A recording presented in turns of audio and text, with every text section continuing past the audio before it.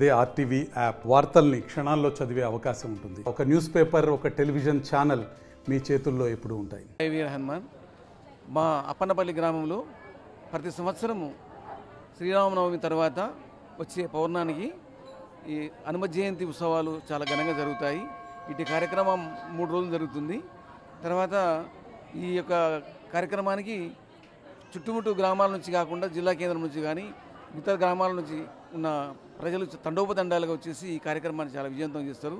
ఈ కార్యక్రమంలో ఆలయ ధర్మకర్త శ్రీ అభిమానిరావు గారు మరియు మేమంతా కూడా కమిటీ సభ్యులమంతా కూడా ఈ కార్యక్రమంలో నిర్విఘ్నంగా కొనసాగాలని మేమందరం కృషి చేస్తుంటాము.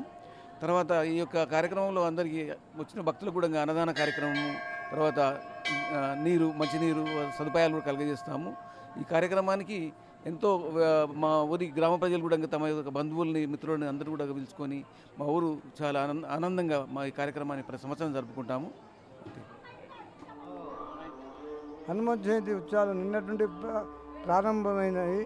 నిన్న పొద్దున్నే ఊరు ధర్మకర్త అయిన అభిమన్యరావు ఇంటి దగ్గర నుండి ఉత్సవమూర్తిని ఊరేగింపుతో పల్లెలో తీసుకొని ఇక్కడికి వచ్చి ఇక్కడి నుండి పూజ ప్రారంభమైంది. ఈరోజు మళ్ళీ పొద్దున్నే అక్కడి నుండి వచ్చిన తర్వాత మళ్ళీ పంచామృత అభిషేకం అన్ని సత్యనారాయణాలు అన్నీ జరిగినాయి. ఈరోజు పొద్దున్నే పంచామృత అభిషేకం స్వామివారికి, మళ్ళీ సాయంత్రం బండ్లతో చక్ర బండ్లను తిప్పుతారు. సాయంత్రం 5 గంటల నుండి 6 గంటల వరకు బండ్ల సేవ ఉంటుంది. ఇది ఈరోజు. రేపు మళ్ళీ ఉత్సవమూర్తి యథావిధంగా ఊర్లోకి తీసుకుపోతారు. ఇది 3 రోజుల కార్యక్రమం. ఈ హనుమంత్ జయంతి ప్రతి సంవత్సరం ఇదే లాగానే జరుగుతుంది. ఈ స్వామి చాలా విశిష్టమైన సేవ దేవుడు. అందుకు వెనకటి నుండి ఇక్కడ ఈ 3 రోజులు కార్యక్రమం, అంటే వెనకటికి 2 రోజులు జరుగుతుండే, ఇప్పుడు ఈ మధ్యల కాలంలో 3 రోజులు జరుగుతుంది. ఇప్పుడు పతిదేవుడు అంటారు ఇక్కడ, కానీ ఉత్సవమూర్తిని ఒకరోజు తీసుకొచ్చుకోవడము, ఆ రోజు పూజ చేసి ఆ రోజు రాత్రి 2 గంటలకు తేరు ఈ నుండి ఊర్లకు తేరిపోతుంది అన్నట్లు. ఊర్లోకి తేరిపోయి పొద్దున్న 6 గంటలకు వస్తుంది.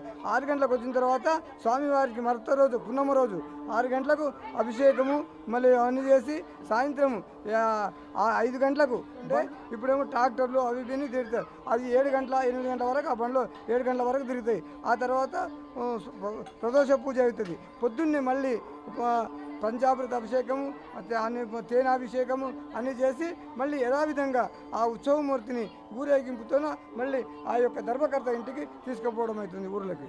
ఇది 3 రోజుల కార్యక్రమం ఉంటుంది.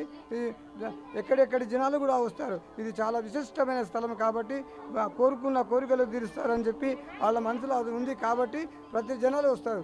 ఇది 3 దినాల ఉత్సవం. జై హనుమాన్. అప్పన్నపల్లి ఆంజనేయ స్వామి దేవాలయం 100ల సంవత్సరాల చరిత్ర కలిగిన మహోన్నతమైన ఈ దేవాలయానికి మహబూబ్నగర్ జిల్లా కేంద్రం నుంచి పెద్ద సంఖ్యలో భక్తులు విచ్చేస్తూ ఉంటారు. ఈ దేవాలయం ఒకప్పుడు ఒక చెట్టు కింద పడి ఉండేదని, దాని తర్వాత గ్రామస్తులు అందరూ కలిసి దీన్ని అభివృద్ధి చేసిండ్రు. ఈరోజు దాదాపుగా ఈ దేవాలయం గురించి తెలియని వారు లేరు మన చుట్టుపక్కల. అంటే అంత ప్రాముఖ్యత దేవాలయము రాను రాను బాగా అభివృద్ధి చెందుతూ వచ్చింది. ఇక్కడ కేవలం జాతర ఉత్సవాలే కాకుండా ప్రతిరోజు కూడా, అంటే శనివారము మంగళవారము ఫ్లోటింగ్ బాగా ఉంటుంది. ప్లస్ ప్రతిరోజు కూడా భక్తులు విశేషంగా వస్తూ ఉంటారు. కొలిచిన వారి కొంగు బంగారంగా ఉంటూ ఈరోజు చాలామంది అప్పన్నపల్లి ఆంజనేయ స్వామి అంటే తమ కోరికలు చెప్పుకోవడానికి చిలుకూరు బాలాజీ టెంపుల్కి వెళ్తే ఎట్లయితే మనకు వీసా టెంపుల్ అంటారో, ఇక్కడ చాలామంది అంటే ఉద్యోగాల కోసం కావచ్చు, లేదా పెళ్ళిళ్ళ కోసం కావచ్చు, పిల్లల కోసం ముక్కువల్ల ఉన్న అందరూ ఇక్కడ వస్తుంటారు. వాళ్ళ కోరికలు తీర్చుకొని ఈరోజు ఈ దేవాలయం దినదినంగా అభివృద్ధి చెందుతూ ఉంది. రాబోయే కాలంలో ఇంకా అభివృద్ధి చెందుతూ ఉంటుంది. మనకు వచ్చే సంవత్సరం నాటికి ఒక పెద్ద విగ్రహంతో, దాదాపు 50-60 ఫీట్ల విగ్రహంతో మన దగ్గర ఆంజనేయ స్వామి విగ్రహం కూడా ఏర్పాటు చేయడం జరుగుతుంది. ముఖద్వారం దగ్గర ఏర్పాటు చేయడం జరుగుతుంది. మరిన్ని వీడియోస్ కోసం ఛానల్ ని సబ్స్క్రైబ్ చేయండి. లేటెస్ట్ అప్డేట్స్ కోసం వాట్సాప్ ఛానల్ ని ఫాలో చేయండి. అండ్ లింక్ డిస్క్రిప్షన్ లో ఉంది.